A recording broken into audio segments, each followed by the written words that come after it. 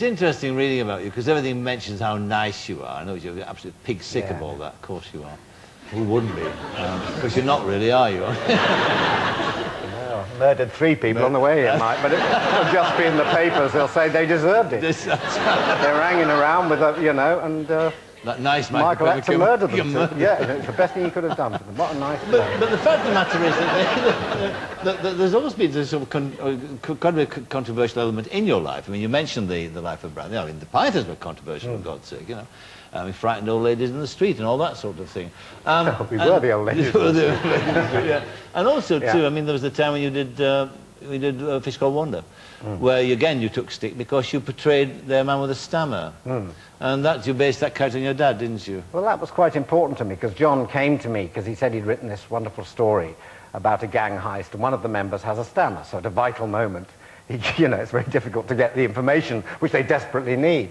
And he knew that my father had a stammer, so he asked me about it, you know, what was the technique of stammering, and we talked about various things, the fact that my father could sing perfectly well, but had a terrible stammer when he spoke, and it was, you know, it coloured his life completely.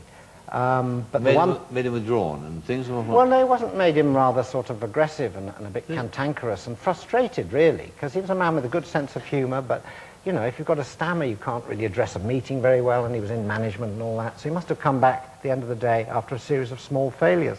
And so he did get quite frustrated. But on the other hand, we never ever mentioned it around the table at home. I mean, we just didn't. I talked to my mother about it and why it happened and how he had this stammer, but we never really got to talk to him about it. And after I'd finished doing the show, finished doing Wanda, a lot of people wrote in and said, well, I either should or shouldn't have done it. And some people who were developing a form of therapy for children who stammer got in touch with me and said, you know, would you be interested in helping us out? And I said yes, and we now have the Michael Palin Centre for Stammering in Childhood. I think it's hard to say, even if you haven't got a stammer. And it's really been a great success. And I think if my father had had that sort of treatment and had been able to go to a place like that, his life would have been immeasurably changed. So there's a lot you can do for people who stammer. Yes. It takes time. I mean, there's no miracle cure, and you never cure a stammer, but you can teach people strategies about how to deal with it. I mean, there are plenty of stammerers. Jonathan Miller is a stammerer. Well, he's interesting because he once told me that there's certain words, like a B, I think it was, he couldn't pronounce. So you get on a bus, instead of saying Battersea, say Camden. Yes, that's right, But it sounds stupid. I heard that because he lived near Finchley Road and he couldn't say the F, so he'd get a ticket to Dollis Hill, which he could say, and walk back. but I mean, I think that's probably a better way of dealing with it than sort of pretending it doesn't happen. Or trying to pretend that people who stammer are thick or stupid. It's just absolutely not the case. Usually quite the opposite. I mean, Jonathan's probably one of the brainiest people I know. Yes, that's right. And very often it's people who've got a lot to say, and just for some reason it all bottles up. But so out of that, something very positive has come. Something which is engaging you quite obviously by the way you talk about it. You're enthusiastic about it. Great success, and they're wonderful people then. It started with one therapist in 1992, and we've now got 12 or something like that. But of course the waiting list is even longer because people have heard about it. What about those moments, now going back to your exploring, and particularly on this last expedition out to the Sahara, where you were in one of the remotest areas on the planet, when great things happen in the world outside? For instance, you were there September 11th, weren't you? Yeah. When that So what were the circumstances in which you heard that news?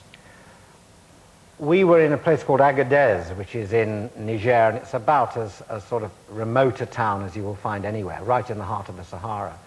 And we arrived at this small hotel and heard the news. So the director said, you know, there's been this attack in America. The trade houses have collapsed. It was just absolutely, you couldn't really believe it in a place like that. Now, Niger is about one of the poorest 3 countries in the world. So there's no magazines, no newspapers, no television. The only way we heard about it was from BBC World Service, a little crackly radio out in the desert. And in Niger, I mean, it didn't impinge on their way of life at all. The people we saw the day before were exactly the same the next morning. I go out in the street, I think people are going to be talking about it, and they're not. They're just getting up trying to sell us things. Hello, hey, come over here, hey, you come here. There was one very tall man who used to say, hey, come over here. I am friend of Ginger Baker. I didn't know quite what I was supposed to say to that, you know. Is Ginger here? Is Ginger around? Should we have jamming? It's got some old cream stuff. Basically just wanted to sell me some jewellery, but it was always this thing. Hey, a friend of Ginger Baker. It was just the same on the day after. My favourite character in the first episode of Sahara is that wonderful guide who takes you around the church, the Christian church. Oh, yes. Who says, thank you very much all the time. It's wonderful. I mean, we shouldn't really laugh at that. But, no, he was a delightful man. He knew he was just having a happy time. He just said, thank you very much all the time. Hello, I'm Mama Shirley, thank you very much. Yeah. I'm 48, thank you very much. I've been here 30 years, thank you very much. You come and see the church, thank you very much. But he was a terrific character. And then he took us to meet his wife after the filming and got the wife out of the kitchen. Said, come out, my loved one, come out, my loved one. He said, 40 year we are together, 40 year, thank you very much. And she was sort of grasping me. She rather fancied you, actually. Kissing and cuddling. She took a bit of took a shine to you, mate, yeah. Well, she did. She was what's called aftershave. She was a comfortable woman, wasn't she? She was a comfortable woman. Thank you very much. And just on that thought too of being in a very remote place when traumatic things happen. One of your worst experiences must have been when you actually were abroad, not on this trip, and you heard the news that your wife Helen had been taken seriously ill.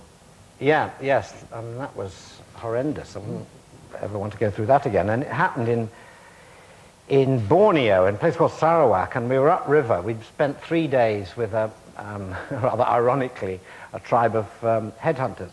And we'd come down and got to the hotel, and they said, there's a phone call for you from your wife.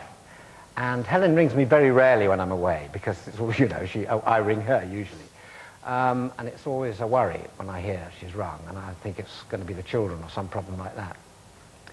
So I went upstairs, took the phone call in my room, and she had to tell me that she had a brain tumour, but it was a benign tumour. So I mean, it was difficult enough for me, but imagine what it's like for her to get that news out without me totally freaking out. So she just said, yes, I've had a problem, it's been diagnosed, it is benign, it's absolutely fine, there's no problem, it's going to be taken out in 4 or 5 days. You know, I mean, a completely helpless feeling. You're so far away. But anyway, it was all right in the end. So I came back after she came out of hospital, about 3 days after the operation. And I came back, and it was one of these long-haul flights. I arrived back with a streaming cold, you know, terrible old wreck. And she's just come out of a brain tumour operation, looking after me and making sure I've got some food and all that. It's not the right way around. Yeah, but it's not a nice thing to happen. You do feel utterly helpless and distant. And yet, for all that, the allure is still there of distant places. I mean, the question is a corny question, but what are you looking for? Employment, Mike. Thank you very much. Employment and strange foods. No. What do you say? You say in your book, the accompanying book to Sahara, called, strangely enough, Sahara, you say in the end that the only conclusion you come to is that there is no paradise on earth. Absolutely. So, is that what you're looking for? No, I'm not looking for a paradise. I'm looking beyond, I suppose, the solutions. And we live in a world full of solutions. People say you can sort this out, you can sort that out. If you do this, if you bomb that, if you deal with that, then you'll sort it all out. We'll all be okay. And I know it's not like that. My gut feeling it isn't like that. No. And what I want to find out is what it is like. And really the only way is to meet people out there, to go and talk to them. Even the smallest meeting makes you get to know something about them, which I think makes the world a safer place. I think it's when we say we're not going to talk to them, we're not going to speak to them, these people have nothing to say, and we cut ourselves off, that is when we are at our most dangerous. So I suppose I'm just getting out there to make it, you know, make myself feel a little bit safer and win a few friends. Hello. Hello, world. All right. Well, it's called Sahara. It starts on the 13th. 13th. Yeah. Okay. Yeah. And the book's out now. The book is out, and a wonderful buy at a snip at £3,000. That's right. Michael Palin, thank you very much indeed. Michael Palin.